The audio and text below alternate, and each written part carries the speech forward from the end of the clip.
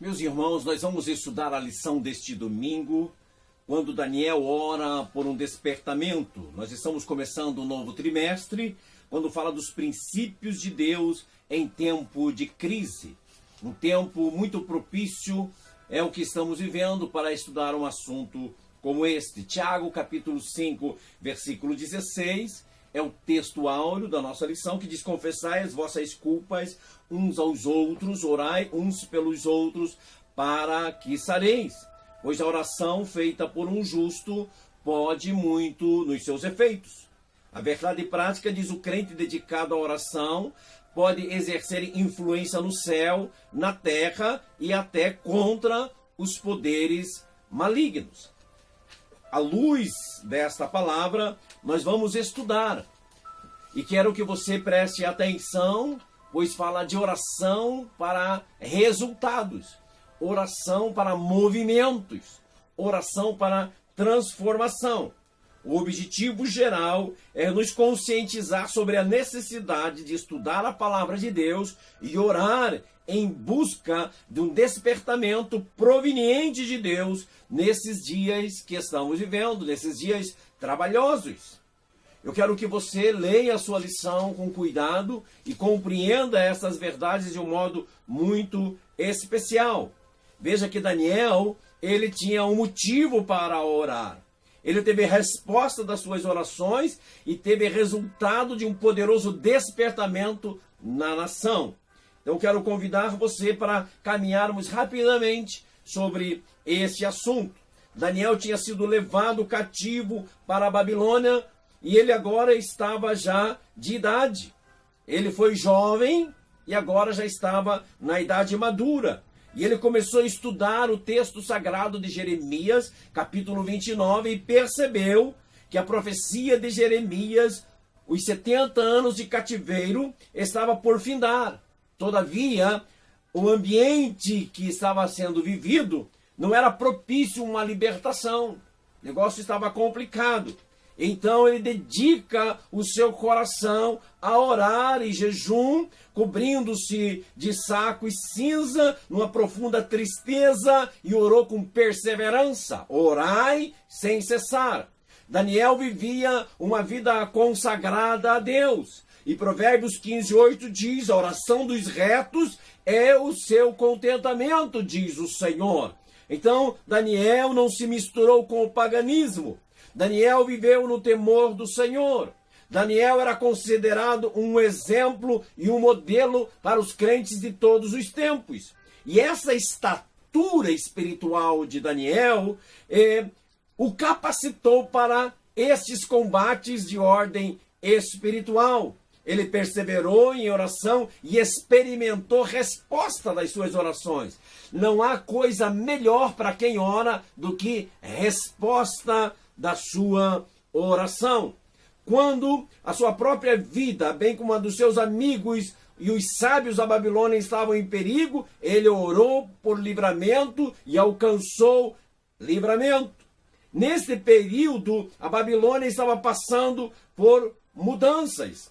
O rei que cuidava da administração, ou melhor, o filho do rei que cuidava da administração na cidade da Babilônia, chamada Belsazar, certo dia estava fazendo uma festa com os seus amigos e pediu os vasos do templo que tinha trazido de Jerusalém para celebrar. De repente apareceu uma mão na parede e começou a escrever, e a resposta foi: pesado fostes na balança e foste achado em falta, passado foi o teu reinado. Desta maneira, nós observamos que, em resposta de uma oração, Deus interviu nesta causa, e naquela noite Belsazar foi morto, e o rei Ciro vem e assume cumprimento da palavra de Jeremias, que diz: vos visitarei e cumprirei sobre vós a minha boa palavra, tornando-vos a trazer a este lugar, ou seja, levá-los de volta a Jerusalém. Então, com a queda do reino babilônico, inicia o governo do rei Ciro. E a Bíblia relata isto. a Bíblia conta, ou melhor, a Bíblia chama Ciro de meu ungido através do profeta Isaías há muito tempo atrás. Mas eu imagino que pela influência de Daniel, porque a sua presença influencia quem está à sua volta. Você é uma influência, ou positiva ou negativa. Não importa, de alguma maneira você influencia. Ou melhor, em todo relacionamento sempre tem alguém que influencia. Sempre tem alguém influenciando alguém. Então, desse modo, você pode observar que possivelmente Daniel influenciou o rei Ciro. Porque quem conta sonhos, ou melhor, quem interpreta sonhos, influencia o sonhador. Daniel era um intérprete de sonhos. E quem interpreta sonhos influencia quem sonha. Se você descobrir os sonhos e interpretar esses sonhos, você vai influenciar a pessoa que sonha. Eu espero que você tenha interpretações dos sonhos das pessoas que te contam sonhos. Todo sonho é do sonhador, mas nem sempre o sonhador tem a interpretação deste sonho. Então você precisa interpretar sonhos. Peça a Deus interpretações e assim você vai influenciar os sonhadores. E todos nós, de alguma maneira, sonhamos. E é muito bom sonhar, e cheio do Espírito Santo, nós temos sonhos e visões. Conforme a declaração do profeta Isaías, do profeta Jeremias, cumprindo-se literalmente agora, no tempo de Daniel, em resposta da oração. Vamos voltar. Daniel observou o tempo. Você tem que aprender a ver o tempo. E o tempo dizia, está chegando a hora de cumprimento dos 70 anos da profecia. Então vai acontecer. Mas eu olhando as circunstâncias, parece que não tem como ser feito. Então ele começa a orar. E quando ele ora, Deus move de um jeito todo poderoso e acontecem mudanças.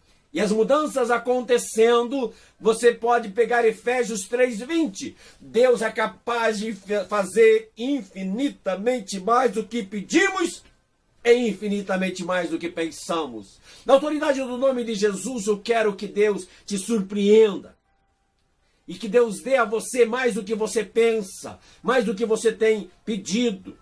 E como resposta desta oração de Daniel, todos os judeus seriam libertos. Todos os judeus que quisessem podiam voltar para Judá. Os judeus receberam permissão para reedificar o templo e os muros em Jerusalém. Todas as despesas da construção do templo poderiam ser tiradas dos tributos da além do rio. Os vasos sagrados do templo que tinham sido levados para a Babilônia agora estavam ao cuidado do governador Zorobabel. Eles podiam levar de volta para Jerusalém. Eles foram abençoados por resposta de oração. Eu quero convocar você a voltar a orar, a voltar a limpar as cinzas da desesperança dos seus projetos, dos seus sonhos. Volte a orar. Volte a colocar diante de Deus os seus sonhos, os seus pedidos e clamar ao Deus do céu que Ele vai mudar as circunstâncias, Ele vai mudar a atmosfera e trazer resposta para você. Isso vai ser bênção a você e às pessoas à sua volta. Vai influenciar aonde quer que você esteja. Eu quero que esta bênção te alcance de um modo poderoso. No tópico 3 da nossa lição, ainda temos o resultado proveniente de Deus vindo pelo despertamento. Deus mesmo desperta o espírito de Ciro. E ele começa a ler os tratados, ele começa a observar as orientações e de repente ele percebe que ele está dentro de uma profecia de Isaías.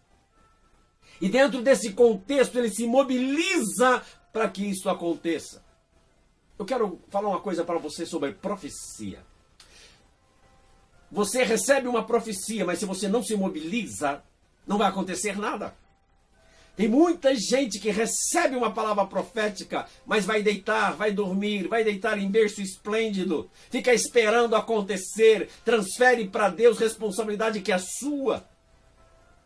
Transfere para Deus e não se move. Deus liberou uma palavra profética, agarre e comece a se mover, comece a se ajeitar, comece a se preparar, comece a fazer conexões, se coloque à disposição.